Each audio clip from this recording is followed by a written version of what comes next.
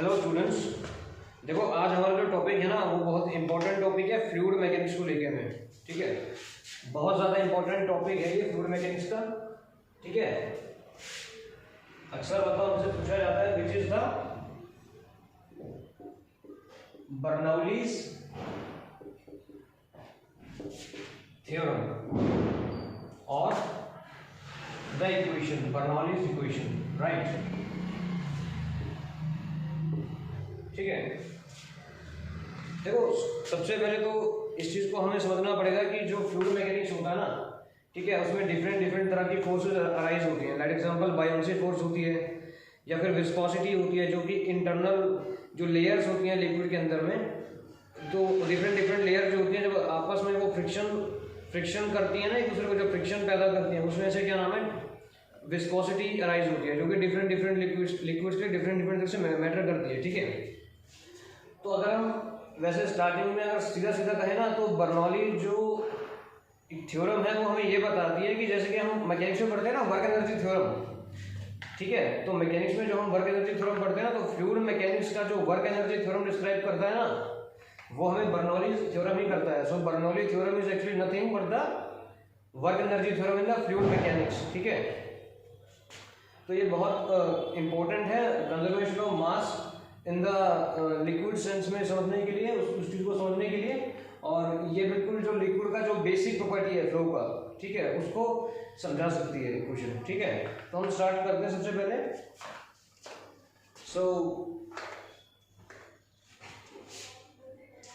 देखो सबसे पहले क्या होता है ना कि डिफरेंट तरह के लिक्विड्स क्या नाम है अराइज होते हैं हमारे यहाँ पे। वाटर होता है, हनी होता है, या फिर चॉकलेट होता है, या डिफरेंट टाइप का और कुछ भी एक गंदा पानी या साबुन का पानी, या फिर क्या नाम है कैसा भी कोई भी लिक्विड फ्लो जो होता है। ठीक है, तो डिफरेंट टाइप के लिक्विड होते हैं और उनका जो फ्लो होता है, ठीक है, जब ये फ्लो करते हैं तो इनका जो फ्लो की टेंडेंसी होती है रन करने की, पर अगर हम टाइम के अकॉर्डिंग देखें तो डिफरेंट होती है, बहने की जो टेंडेंसी होती है, बिकॉज फ्रिक्शन फोर्सेस डिफरेंट होते हैं। ठीक है, हर एक तरह के लिक्विड के अंदर में। तो जो बर्नौली थ्योरम है ना, ये सिर्फ उन लिक्विड्स पे अप्लाइड है जो लिक्विड इनकम्प्रेसिबल लिक्विड्स हैं, right. The liquids which are actually में इनकम्प्रेसिबल।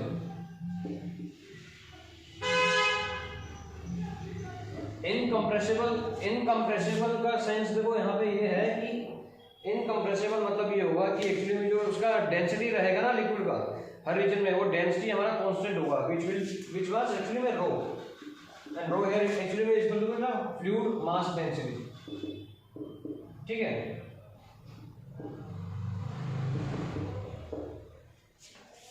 तो लिक्विड जो होना चाहिए ना वो इनकम्प्रेसिबल होना चाहिए, किसको दबाएं तो दबे ना। ठीक है, वो इनकम्प्रेसिबल होना चाहिए। और सेकंड प्रॉपर्टी जो है ना होनी चाहिए यहाँ पे लिक्विड के लिए, वो है हमारी नॉन विस्कस। ठीक है, नॉन विस्कस होनी चाहिए। नॉन विस्कस का मतलब की है कि इसके अंदर जो विस्कोसिटी होगी, जो उसका जो इसके जो इंटरनल लेयर्स के बीच में जो फ्रिक्शन होगा ना वो बिल्कुल होगा जीरो। ठीक है, और एक्चुअली में अगर डायरेक्टली अगर हम आपको बताएं ना कि ये इस तरह के जो फ्लूइड्स को हम किस तरह से बोलते हैं, अगर कोई फ्लूइड है जो उस तरह से फ्लो कर रहा है जो कि इनकम्प्रेसिबल है और नॉन विस्कस है, तो जनरली वो ना स्ट्रीमलाइन फ्लो के अंदर में आता है। ठीक है, जो जैसे कि स्ट्रीमलाइन फ्लो एकदम पतला पानी का फ्लो होता है ना, सेम जिसमें फ्लो का डायरेक्शन चेंज नहीं होता, लाइन ऑफ फ्लो जिसमें सेम रहता है। ठीक है, तो एक्चुअली में इस तरह के लिक्विड एक तरह से स्ट्रीमलाइन फ्लो के अंदर में आते हैं। ठीक है, तो this must B incompressible and this must B non viscous. ठीक है, एक प्रॉपर्टी और होती है, अगर आप वैसे तो ये इनफ है चीज़ों को समझने के लिए, लेकिन विच is the third property is it is called the air rotational. ठीक है, एयर रोटेशनल होती है। एयर रोटेशनल का मतलब यहाँ पे ये होगा ना कि क्या नाम है कि जो लिक्विड जब फ्लो करेगा ना किसी पाइप के अंदर में या फिर किसी रीजन के अंदर में, तो वो जो लिक्विड होगा एक्चुअली में वो लिक्विड जो है वो अंदर घूमेगा नहीं। ठीक है, वो अगर मान लो पाथ ही टेढ़ा मेढ़ा है, अगर फॉर एग्जांपल मान लीजिए अगर हम पाथ ही टेढ़ा मेढ़ा है, तो फिर तो क्या नाम है लिक्विड जो है वो अपनी मर्जी से जैसे मर्जी जाए स्ट्रेट फ्लो के अंदर में, एक स्मूथ फ्लो के अंदर में। ठीक है, लेकिन अगर मतलब लिक्विड अपनी मर्जी से पानी के अंदर में गोल घूमता हुआ कहीं भी गोलाई नहीं होगी, बिल्कुल स्ट्रेटली वो पाथ के अंदर में फ्लो करेगा, ठीक है, चाहे वो रैंडम पाथ जैसा मर्जी हो, पर वो स्मूथली ट्रेवल करेगा, ठीक है, अंदर के अंदर पाथ के अंदर में वो जैसा डायमेंशन होगा उस चीज का उसके हिसाब से ही ट्रेवल करेगा। पर पानी या फिर कोई भी लिक्विड एग्जाम्पल मान लेते हैं, उसमें हल्का सा भी ना मोड़ नहीं होगा, बिल्कुल ऐसे स्ट्रेट फ्लो करेगा, ठीक है, और ये लाइंस आपस में इंटरसेक्ट भी नहीं करती हैं, ठीक है। इसी वजह से क्या नाम है इसके अंदर में ना कि एक स्ट्रीमलाइन फ्लो, एक स्ट्रेट फ्लो पैदा होता है, ठीक है। So for understanding Bernoulli's theorem this three properties must be mentioned which is incompressibility, non viscosity and irrotationalness, ठीक है। तो आप जनरल समझेंगे ना, याद रखो कि लिक्विड, याद रखो कि लिक्विड जो है ना वो इनकम्प्रेसिबल होना चाहिए, उसका जो रो है वो कांस्टेंट होना चाहिए, ठीक है। इनकम्प्रेसिबल में ना जो रो होगा ना वो हमारा कांस्टेंट होगा, ठीक है, रो की वैल्यू हमारी जो होगी वो कांस्टेंट होगी हर जगह पे, किसी भी रीजन के अंदर में जब क्या नाम है लिक्विड जाएगा, ठीक है। तो फिलहाल इसको हम क्या नाम है ऐसे मिटा देते हैं, ठीक है। सो मेरा एग्जांपल,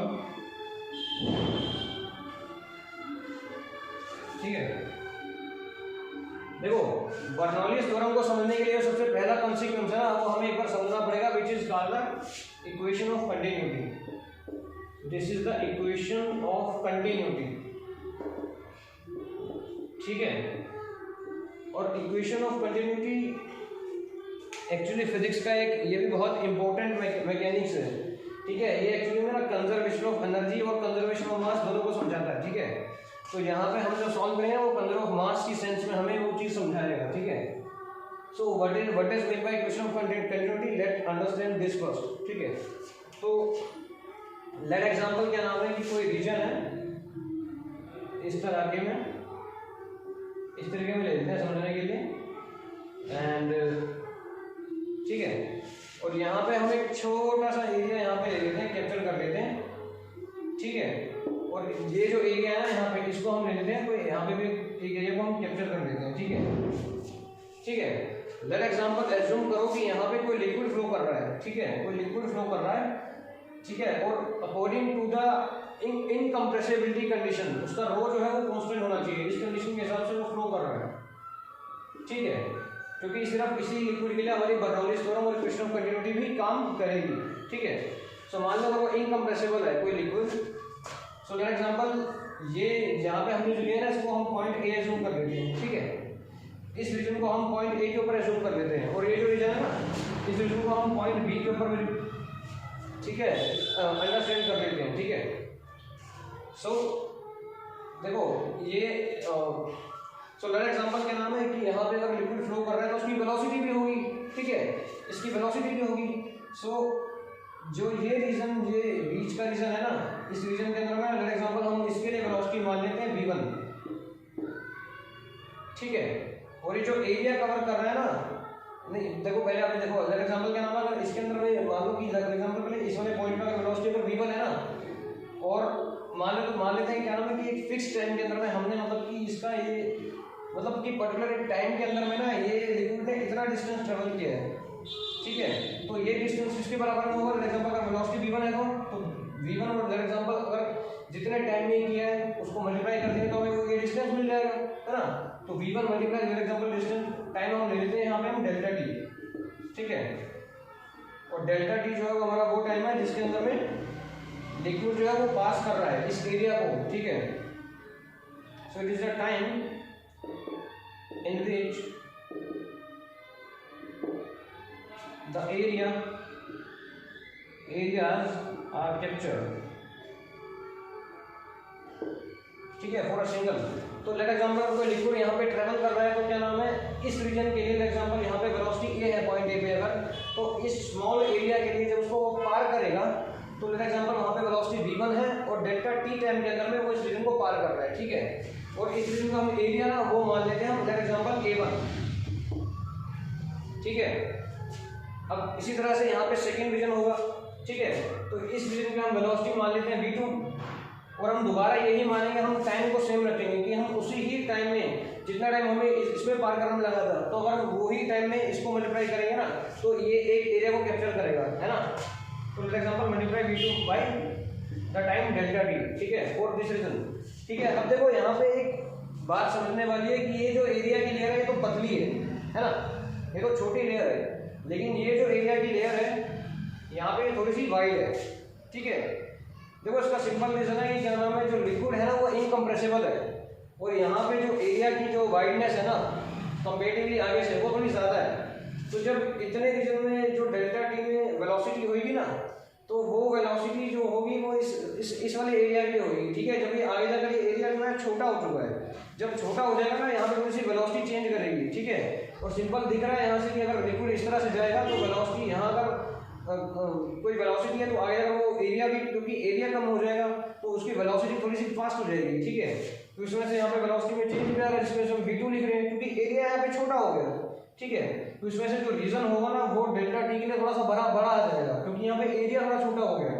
इसमें से v2 डेल्टा टी थोड़ा सा यहाँ पे इसमें एक्स्ट्रा बात आएगा, ठीक है।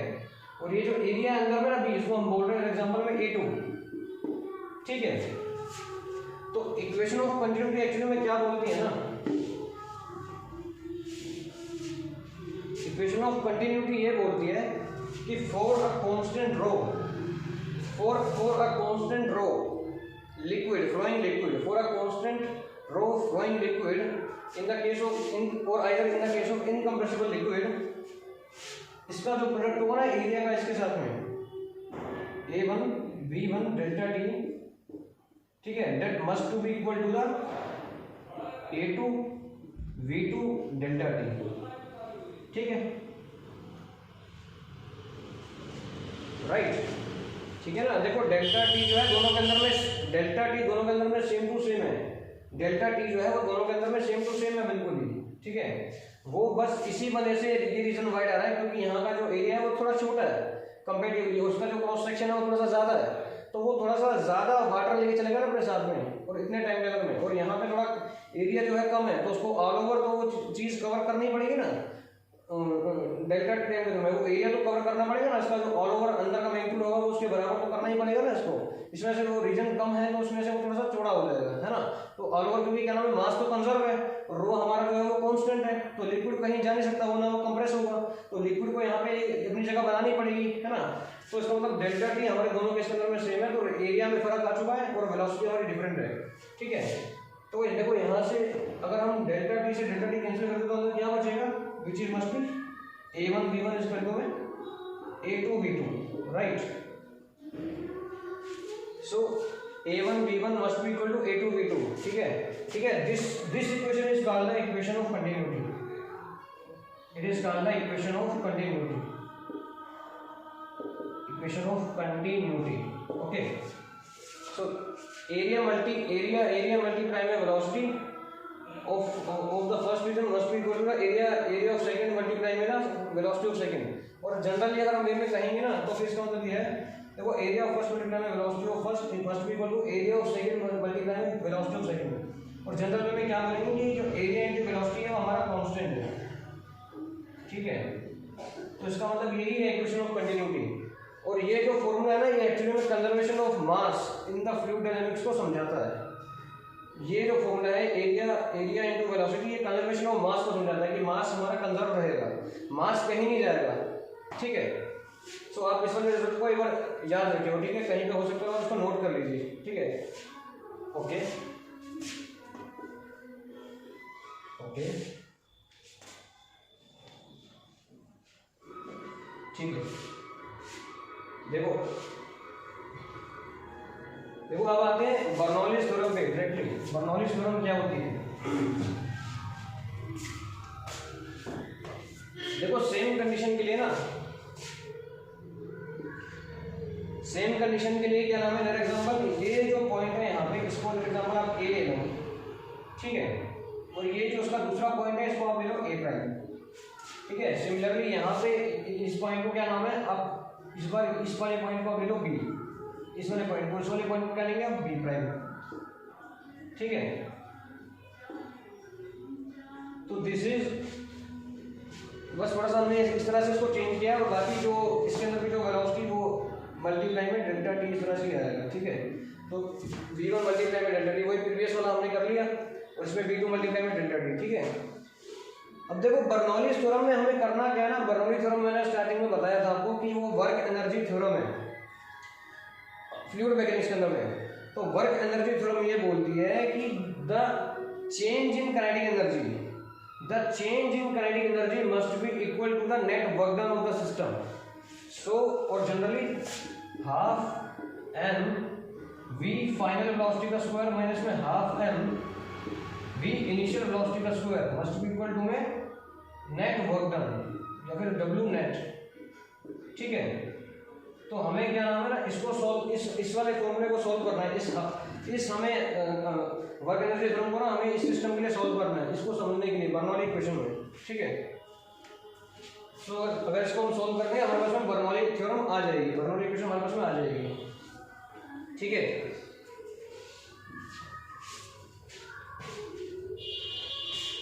अब देखो इस चीज को समझने के लिए सबसे पहले सिंपल तरीका क्या है ना कि हमें पता है कि क्या नाम है कि हमारी इक्वेशन ऑफ कंटिन्यूटी है वो a1 v1 equal to a2 v2 है ना. ठीक है, अब ये जो इसको या फिर हम ऐसे लिख सकते हैं a1 v1 delta t must be equal to a2 v2 delta t, ऐसे भी लिख सकते हैं.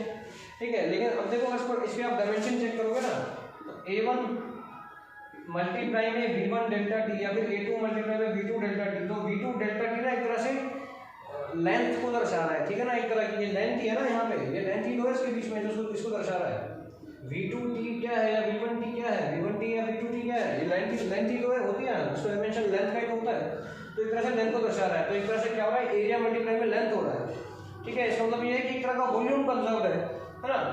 तो अगर हम फॉर एग्जांपल अगर हमें मास को निकालना है वॉल्यूम से तो हम क्या कर सकते हैं ना, क्योंकि रो को कांस्टेंट है, इस रीजन के लिए भी रो हमारा कांस्टेंट है, इस रीजन के लिए हमारा रो कांस्टेंट है. फॉर एग्जांपल रो से मल्टीप्लाई कर देते हैं दोनों साइड में, तो फॉर एग्जांपल रो से यहाँ मल्टीप्लाई कर दिया और रो से यहाँ मल्टीप्लाई कर दिया, तो this is the density, right. Rho is the density here, rho is the actually density of liquid here which is actually में constant and incompressible, we assume, right. It is incompressible, that's why it is constant. ठीक है, तो density of liquid. ठीक है, तो अगर density multiply में volume होता है, डेंसिटी मल्टीप्लाई में देखो रो डेंसिटी क्या होती है, मास अपॉन वॉल्यूम होती है ना. तो अगर डेंसिटी मल्टीप्लाई में वॉल्यूम कर देंगे, रो मल्टीप्लाई में हमारा क्या देगा, मास देगा ना हमें. ठीक है, तो रो मल्टीप्लाई में this must be equal to mass. ठीक है, इसका मतलब कि क्या है, जब ये रो से मल्टीप्लाई हुआ है इसका मतलब कि ये एक तरह से दिखा रहा है कि ये जो दोनों वैल्यू इक्वल टू में समथिंग मास के बराबर होगी. इसको मैं डेल्टा एम बोल रहा हूँ. ठीक है, इसको मैं बोल रहा हूँ डेल्टा एम, इस मास को मैं बोल रहा हूँ डेल्टा एम. ठीक है, अब हम यहाँ पे ना एक बार फोर्सेस देख लेते हैं कि यहाँ पे फोर्सेस कौन कौन सी होंगी. ठीक है, अब देखो सबसे पहले हम ये जूम कर रहे हैं कि फर्स्ट जो फोर्स होगी ना यहाँ पे फोर्स कौन कौन सी होंगी. यहाँ पे फर्स्ट फोर्स होंगी, एक तो यहाँ पे हम एज्यूम कर रहे हैं अब एक नई चीज. ठीक है, फॉर एग्जांपल कि यहाँ पे एरिया 1 के अंदर में जो प्रेशर है ना वो P1 है.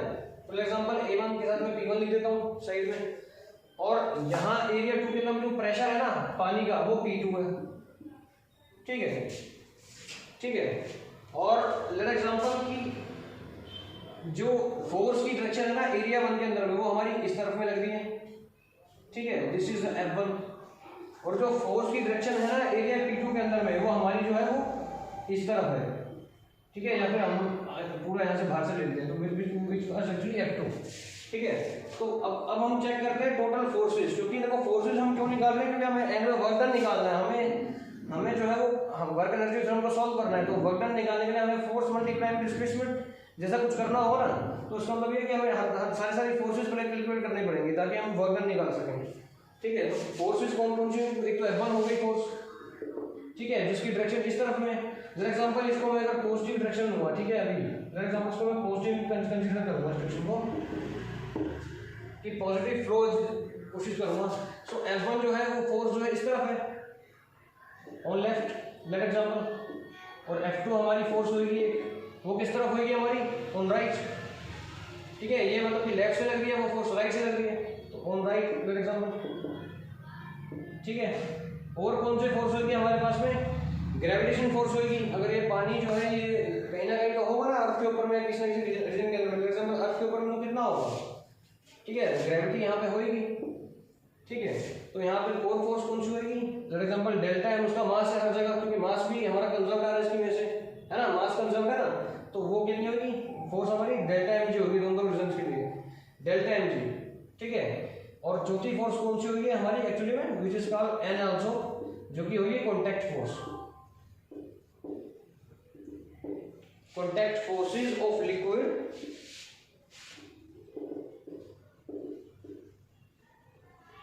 फ्रॉम द सरफेस, ठीक है। तो अगर मान लो इस जगह पे कोई लिक्विड जब आ रहा है ना, तो इसके जो कॉर्नर्स होंगे जिसके अंदर में हमने कोई रीजन एज्यूम किया था ना, एग्जांपल कोई पाइप या कुछ भी रीजन हमने एज्यूम किया था, तो ये इसका पानी सरफेस का अटैच करेगा, तो ये यहाँ से अटैच कर रहा है, यहाँ से टच होता हुआ जा रहा है, यहाँ से टच होता हुआ जा रहा है, इन रीजन से यहाँ से टच हो रहा है, तो कॉन्टैक्ट फोर्सेज भी तो लगेंगी ना लिक्विड के ऊपर में, ठीक है। तो यहाँ पे कॉन्टैक्ट फोर्सेज भी होंगे, जिसको मैं बोल रहा हूँ एन, ठीक है। इसको आप याद रखना, ओके। सो चार फोर्सेज है, F1 on left, F2 on right, delta mg और हमारी m, ठीक है। इसमें F1 की वैल्यू कितनी होगी हमारी, F1 की वैल्यू निकाले तो प्रेशर हमारा कितना होता है, प्रेशर का फॉर्मूला हमारा होता है फोर्स अपॉन में एरिया, राइट। प्रेशर हमारा होगा ना फोर्स पर यूनिट एरिया, तो F1 अगर होगा तो किसके बराबर होगा, P1 A1 के बराबर होगा, ठीक है। F2 हमारा किसके बराबर होगा, P2 A2 के बराबर होगा, P2 A2 के बराबर होगा ना, ठीक है। तो ये हमारा P2 A2 के बराबर होगा और ये हमारा जो होगा P1 A1 के बराबर होगा, ठीक है। तो अगर हम लेट एग्जांपल एक चीज और एज्यूम कर लेते हैं, इसको तो हमने समझ लिया, राइट, इसको लिख लिया, इसको मिटा लेते हैं।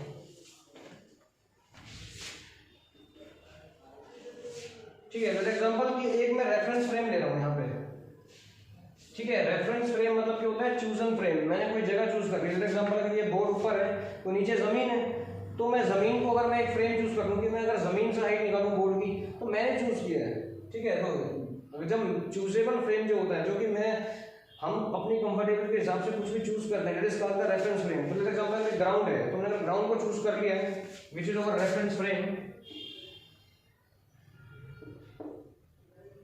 ठीक है। तो ग्राउंड से इसकी कुछ ना कुछ हाइट होगी, ठीक है। लेट एग्जांपल इसकी जो हाइट है वो मैं मान लेता हूँ h2 और इसकी जो हाइट है ग्राउंड से वो मान लूँ मैं h1, ठीक है, ठीक है। क्योंकि एक्चुअली हमें डेल्टा mg हमने कंसीडर किया ना, डेल्टा mg हमने कंसीडर किया, तो हमें ग्रेविटेशन पोटेंशियल एनर्जी की भी जरूरत पड़ेगी, ठीक है। तो जो F1 है उससे हमें वर्क डन कितना मिलेगा, W1 इस घंटों में P1 A1, ठीक है, मल्टीप्लाई में V1 डेल्टा T, है ना। और इससे हमें वर्क डन कितना मिलेगा F2 से इस घंटों में minus P2 A2 V2 delta T, ठीक है। अब आप कहोगे सर इसमें आपने माइनस लगाया नहीं, इसमें आपने माइनस लगा दिया, क्यों लगा दिया भाई? वो इसलिए लगा दिया माइनस क्योंकि देखो हमने ये माना कि हमारा लिक्विड का फ्लो है वो इस तरफ है ना। हमने माना हमारा लिक्विड जो है वो हमारा इस तरफ फ्लो कर रहा है, लिक्विड की लेंथ हमारी इस तरफ फ्लो कर रही है, ठीक है, हमने ये माना है, ठीक है। और मैंने कहा था कि जो इस तरफ में फोर्स है वो मैं मान रहा हूँ कि इस तरफ में लग रही है, राइट के अंदर में, राइट टूवर्ड्स राइट में, है ना। राइट में मान दिया F2 में हमने, और F1 मान के हमें फोर्स, हमारी फोर्स भी लिक्विड की तरफ ही है, लेकिन हमने यहाँ माना कि फोर्स हमारी जो है वो लिक्विड से उल्टी डायरेक्शन में है। तो अगर आप एंगल चेक करेंगे तो ये एक्चुअली में वर्क डन क्या है, फोर्स मल्टीप्लाई में डिस्प्लेसमेंट ही तो है, या फिर फोर्स का डॉट प्रोडक्ट है डिस्प्लेसमेंट के साथ में। तो जब डॉट प्रोडक्ट करेंगे फोर्स का डिस्प्लेसमेंट के साथ में इसकी, तो फोर्स हमारी इस तरफ है, डिस्प्लेसमेंट इस तरफ है, तो एंगल कितना होगा, थीटा हमारा पाई हो जाएगा, फोर्स और उसके बीच का, फ्लो के बीच का। और डॉट प्रोडक्ट के अंदर में हमें क्या वैल्यू मिलती है, cos थीटा मिलता है ना, तो थीटा की वैल्यू पाई है, तो cos 180 कितना होगा हमारा, -1। तो -1 की वजह से क्या होगा यहाँ पे W2 इस घंटों में minus P2 A2 V2 delta T के बराबर होगा, ठीक है, ठीक है। या फिर सिंपल इसको ऐसे फटाफट से समझ लेते हैं बराबर। तो W2 हमारा जनरली क्या होगा भाई, P2 A2 मल्टीप्लाई में V2 डिस्टी, ठीक है। अब लेकिन जो एंगल है यहाँ पे हमारा एंगल कितना था, cos 0 था, ठीक है, क्योंकि ये हमारा जो था वो हमारा क्या नाम है, हमारा डिस्टेंस, हमारा यहाँ पे डिस्प्लेसमेंट था इस तरफ में, इसकी डायरेक्शन तो सेम ही थी, और इसकी जो P1 A1 की डायरेक्शन वो भी इस तरफ है, तो एंगल हमारा 0 हुआ दोनों के बीच में, फोर्स के बीच में और क्या नाम है डिस्प्लेसमेंट के बीच में, तो एंगल 0। अब यहाँ पे क्या नाम है P2 A2 हमारा जो है वो लेफ्ट की तरफ में है, ठीक है, और V2 डेल्टा टी हमारा राइट की तरफ में फ्लो हमारा, तो एंगल कितना हुआ, पाई हुआ ना, पाई हुआ ना, इस तरफ में हमारा फोर्स है F2, इस तरफ में हमारा फ्लो है V2 डेल्टा टी, तो एंगल कितना हुआ, पाई हुआ 180 डिग्री, ठीक है। और यहाँ पे डॉट प्रोडक्ट मिलता है हमें, क्योंकि डॉट प्रोडक्ट के बीच में cos 180 डिग्री, और cos 180 डिग्री की जो वैल्यू होती है वो इक्वल टू -1 होती है, तो इसलिए -P2A2 V2 डेल्टा टी, है ना। तो इसलिए यहाँ पे वर्क जो है पॉजिटिव है, यहाँ पे वर्क हमें मिला माइनस में W2 का, ठीक है। अब इधर सॉल्व कर देते हैं।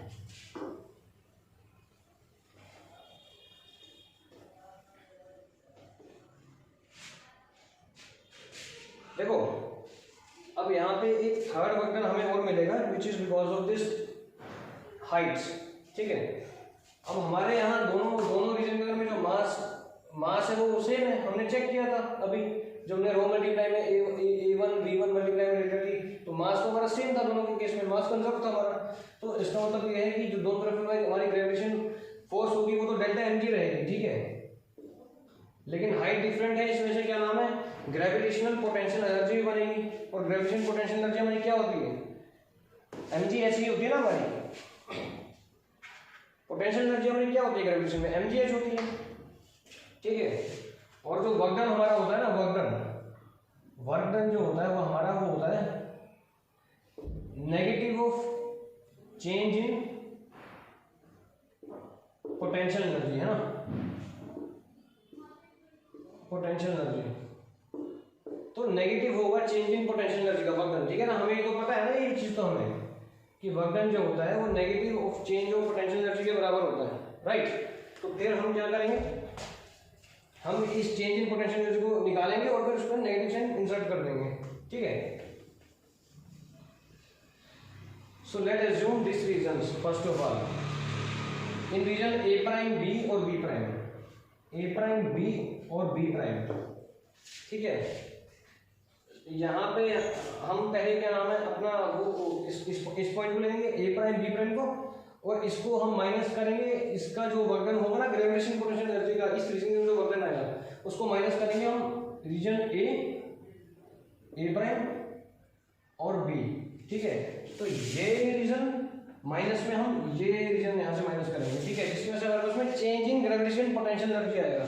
और ये जो है ना A प्राइम B और B prime minus A prime B जो हम मतलब लिया है ऑफ कोर्स अब, है ना, देखो A प्राइम B प्राइम और A प्राइम B, तो हमने जो लिया है ना ये एक्चुअली हम ये इस रीजन का हम लोग वो निकालेंगे ग्रेविटेशन पोटेंशियल एनर्जी, ठीक है, वो चेक करेंगे, ठीक है। तो एक एक करके पहले ले लेते हैं एक बार, लेट एग्जांपल दो करके ले लेते हैं। तो पहले का अगर हम लेंगे work done, for example work done sorry potential energy, sorry sir, तो पोटेंशियल एनर्जी लेंगे फॉर A प्राइम B, ठीक है। हम फॉर एग्जांपल दूसरी रीजन की तो बीच में ऐसे ले सकता हूँ मैं प्लस करके potential energy of B prime, है ना, और वो माइनस में minus of potential energy of A prime, है ना। अब क्योंकि अंदर प्लस होगा लेकिन ये माइनस साइन अंदर जाएगा पूरे इसके, तो ये भी दोबारा माइनस ही आएगा ना अंदर भी, है ना।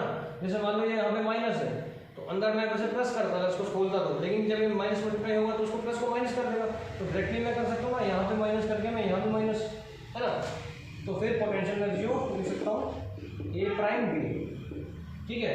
अब देखो potential energy of A prime B यहाँ पे भी आ रहा है, यहाँ पे भी आ रहा है, तो कैंसिल हो जाएंगे, है ना। तो क्या बचा, potential energy of B prime minus potential energy of A prime, ये बचा हमारे पास में, इसको हम यहाँ से डिलीट कर देते हैं। तो potential energy of B prime minus potential energy of A prime आया हमारे पास में, ठीक है। Potential energy of region B prime, B prime region की पोटेंशियल एनर्जी, हाइट कितनी होगी, ठीक है, H2 है, तो पोटेंशियल एनर्जी कितनी होगी हमारी, डेल्टा mg H2, है ना, डेल्टा mg H2 होगी ना B प्राइम के लिए। देखो ये रहा B प्राइम, तो इसके लिए हमारी जो हाइट है, ठीक है, वो क्या होगी, डेल्टा mg H2, है ना, और माइनस में potential energy for A prime, ये हमारा A प्राइम रीजन है छोटे वाला, तो यहाँ के लिए हमारी हाइट कितनी मानते हैं हमने, H1 मानी थी ना, तो इसके लिए क्या होगी, delta mg H1, delta mg common आ रहा है, या फिर कॉमन मतलब ऐसे छोड़ देते हैं चीज को, ठीक है। तो ये हमारे पास में क्या आया, हमारे पास में आया change in potential energy, change in potential energy, ठीक है। और वर्क डन क्या होता है, negative of change in delta of potential energy.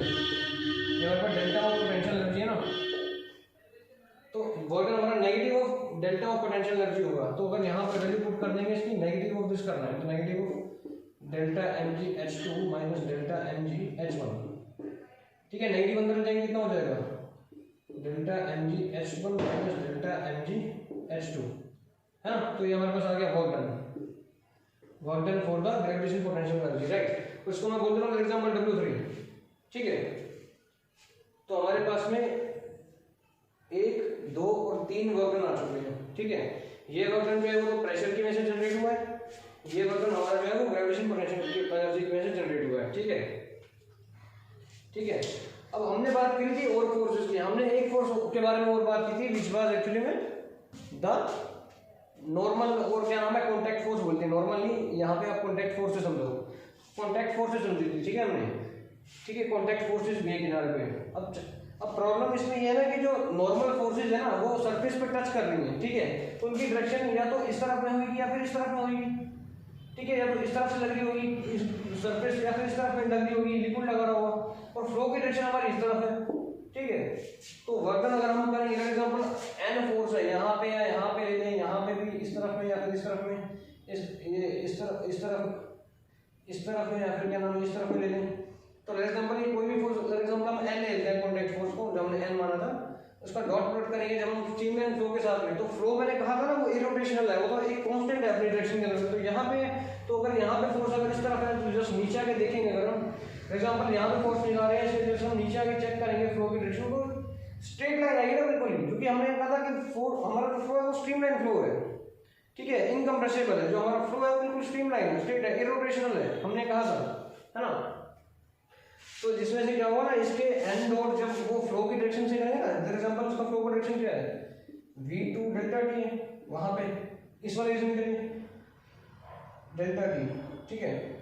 n2 ले लो या फिर n1 जो मर्जी ले लो, ठीक है। कॉन्टैक्ट फोर्स फॉर एग्जांपल हम फिलहाल एक ही मान के चलते हैं थोड़ी देर के लिए, देखो वैसे फर्क पड़ेगा नहीं, n1 n2 लेने से या फिर सेम भी लेंगे ना, देखो क्या चक्कर है ना, इसके बीच का जो एंगल है, क्योंकि फोर्सेज जो है वो तो इस तरफ है और फ्लो हमारा इस तरफ है, तो आपस में क्या है ना ये परपेंडिकुलर है, तो डॉट प्रोडक्ट में तो cos 90 आएगा, ठीक है। तो cos 90 जो होता है वो 0 होता है, इसका मतलब ये है कि वर्क डन जो होगा कॉन्टैक्ट फोर्स की वजह से वो 0 होगा।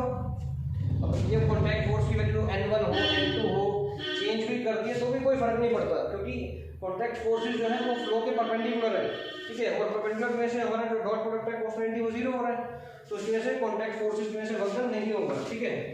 सो there must be no work done because of the contact forces, right? Because the contact forces are the perpendicular from the line of flow, so work done is 0, cos 90 0, है ना। force contact force is perpendicular to the streamline flow, so angle is 90 degree and so work done must be 0 from the contact forces, ठीक है। तो हमारे पास में अब फिलहाल 3 वर्क डन आ गए, ठीक है। तो इसका मतलब नेट वर्क डन क्या होगा, इन सबका एडिशन होगा, ठीक है। तो net work done for example W net हमारा क्या होगा, इन सबको ऐड करते हैं, ठीक है। क्या क्या होगा, P1 A1, ठीक है, V1 डेल्टा टी, ये तो cos 0 है, ये तो सॉल्व कर लिया हमने, ठीक है। माइनस माइनस आ जाएगा ना उसमें cos पाई में से P2 A2 डेल्टा टी, और प्लस में ये वाली फोर्स वर्क डन हमारा जो आएगा प्लस में delta mg h1 minus delta mg h2। तो ये हमारा जो हुआ यहाँ पे नेट वर्क डन हमारा होगा, ठीक है।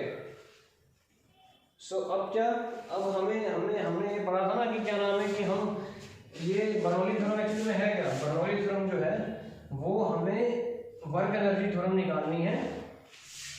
बर्नौली थ्योरम एक्चुअली हमें क्या है, वो हमें वर्क एनर्जी थ्योरम निकालनी है फ्लूइड डायनामिक्स के लिए, है ना। तो ये हमारा नेट वर्क डन आ गया, which must to be equal to the change in the kinetic energy, है ना। ये इक्वल टू होगा change in the kinetic energy के, ठीक है। चेंज इन काइनेटिक एनर्जी हमारा कैसे निकालते हैं, सिंपल होता है ना भाई। फाइनल एग्जांपल ये इनिशियल पानी यहाँ से चला होगा, क्योंकि मैंने कहा था फ्लो यहाँ से हो रहा है, और ये फाइनल है, तो ये फाइनल है, तो ये यहाँ पे वेलोसिटी कितनी मानी है, V2 मानी है, तो काइनेटिक एनर्जी यहाँ पे कितनी होगी इस पॉइंट पे फाइनल पॉइंट के ऊपर कितनी होगी kinetic energy, half m v2 square, है ना। और यहाँ हमने कितनी मानी है, v1 मानी है वेलोसिटी, है ना। तो यहाँ पे काइनेटिक एनर्जी कितनी होगी, सिंपल को तो हाफ एम v1 स्क्वायर होगी, है ना। Half m v2 square minus half m v1 square, simple होगी वो तो, ठीक है। मस्ट बी, अच्छा सॉरी, हमने जो मास लिया था वो डेल्टा एम लिया था ना, तो डेल्टा एम आएगा ना, डेल्टा एम, तो डेल्टा एम आएगा, इनका मास भी डेल्टा एम आएगा, मैंने डेल्टा एम मास लिया था, तो half delta m v2 square minus half delta m v1 square, ठीक है। और ये equal to must be equal to क्या होना चाहिए, w1 के बराबर है, ठीक है। और w1 हमारा जो है गिवन है, ये क्वांटिटी, तो इस क्वांटिटी को यहाँ पे रख देंगे, तो इस क्वांटिटी को यहाँ रख देंगे, पूरा सॉल्व कर देंगे।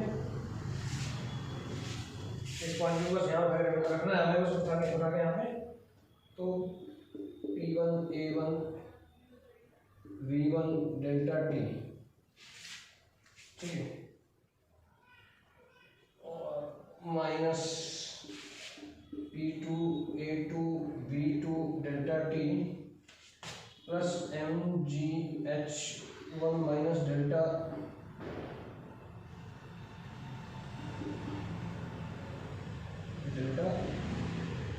MGH2, है ना। सबको हमने उठा के यहाँ पे रख दिया, ठीक है। अब थोड़े से कैलकुलेशन को ना थोड़ा सा और सॉल्व करते हैं, ठीक है, जो हमारे पास क्वांटिटीज है उसके हिसाब से, ठीक है। अब हम ये वाला रीजन है A1 V1 और डेल्टा T, इसको क्या लिख सकते हैं, हमने देखा था ना कि delta m was equal to में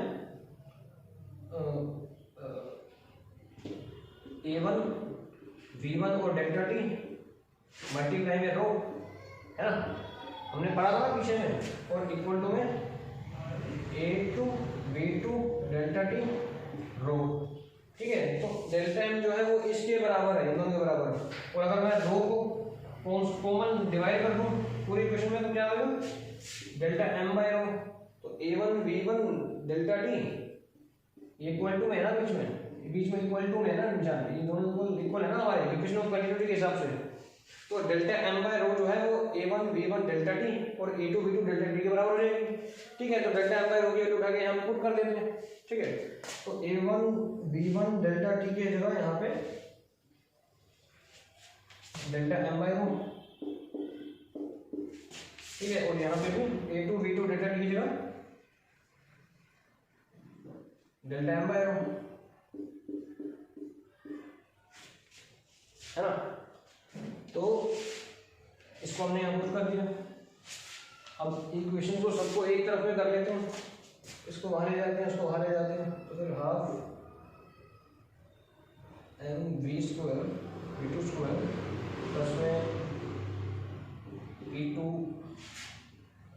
अच्छा देखो सबसे पहले समझने से पहले ना एक तरीका है, देखो डेल्टा एम इसमें भी है, इसमें भी है, इस तरफ भी आ रहा है, इस तरफ भी आ रहा है, ऊपर यहाँ भी आ रहा है, यहाँ भी आ रहा है, तो डेल्टा एम जो कर जाएगा पूरा, अगर हम डिवाइड करते हैं डेल्टा एम से पूरी इक्वेशन को, डेल्टा एम तो डिलीट हो रहा है ना, तो डेल्टा एम को हटा के डिवाइड करके एक बार डायरेक्ट लिखते हैं, तो हाफ डेल्टा एम डिवाइड हो गया यहाँ पे, तो क्या आ रहा है V2 स्क्वायर, और इसको हम उस तरफ देखो जो 1 वाले फैक्टर्स है ना उनको एक तरफ कर लेंगे और 2 वाले को हम एक तरफ कर लेंगे, तो half V2 square plus P2 by rho, और यहाँ पे ये 2 वाला फैक्टर इधर आएगा, ये भी प्लस हो जाएगा, प्लस में डेल्टा एम, एम कर गया ना, डेल्टा एम तो नहीं आएगा, तो GH2, ठीक है, must to be equal to half V1 square plus में P1 बाय रो प्लस GH1 सॉरी, है ना। अब एक काम करते हैं, ये नीचे डिवाइड मारा है, ऊपर हम रो से मल्टीप्लाई कर देते हैं इस रो से, तो अगर रो से मल्टीप्लाई कर देंगे तो ये हट जाएगा, यहाँ पे रो आ जाएगा, यहाँ भी रो आ जाएगा, यहाँ रो आ जाएगा, यहाँ रो बढ़ जाएगा डिवाइड से मल्टीप्लाई होगी, और यहाँ रो आ जाएगा, ठीक है, और हमारे पास में एक इक्वेशन आ जाएगी, ठीक है। And this result is actually में कॉल्ड द बर्नौलीज इक्वेशन, ठीक है, द बर्नौलीज इक्वेशन। देखो जिसके अंदर में क्या है, ये क्वांटिटी काइनेटिक एनर्जी को शो करती है, ये जो क्वांटिटी है विच इज द एक्चुअली में प्रेशर, ठीक है, this is the pressure and this quantity is what, this quantity is the gravitation potential energy in the form of the rho, right. So half rho v2 square plus p2 plus में rho gh2 is equal to half rho v1 square plus p1 plus में rho gh1, है ना। तो यही हमारी Bernoulli equation है। और अगर एक तरीके में कहें ना क्योंकि दोनों आपस में इक्वल ही हैं, तो हम क्या कह सकते हैं,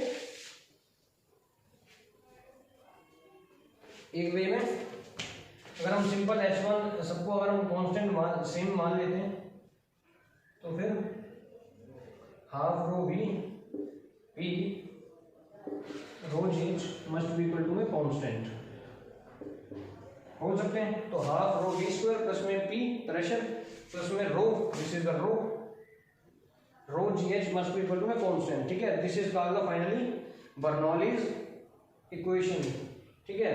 तो ये बिल्कुल हमें ये इक्वेशन हमें ये समझाती है एक्चुअली में कि जो इनकम्प्रेसिबल लिक्विड है बिल्कुल, क्योंकि हम जब किसी चीज़ को पढ़ते हैं एक्चुअली में तो बिल्कुल हम उसको बिल्कुल ढंग से ध्यान से सबसे पहले स्मूथ तरीके से पढ़ते हैं, ठीक है ना। न्यूटन इक्वेशन में जब हम सॉल्व करते हैं सबसे पहले स्मूथली हम चीज़ों को, फ्रिक्शन जो है वो बाद में हम सॉल्व करते हैं जिस चीज़ को, पहले स्मूथ जो मोशन है उसको समझने की कोशिश करते हैं। तो पूरा अंडरस्टैंडिंग बेस, तो this must to be Bernoulli theorem के अंदर में भी this thing must to be constant. इसका मतलब ये है कि पानी के अंदर में जब लिक्विड फ्लो करेगा तो वो इस तरह की चीज़ को हमेशा कांस्टेंट रखेगा, ठीक है। Which is the Bernoulli's equation which was nothing actually में work energy theorem in, it is the work energy theorem in the fluid dynamics, okay।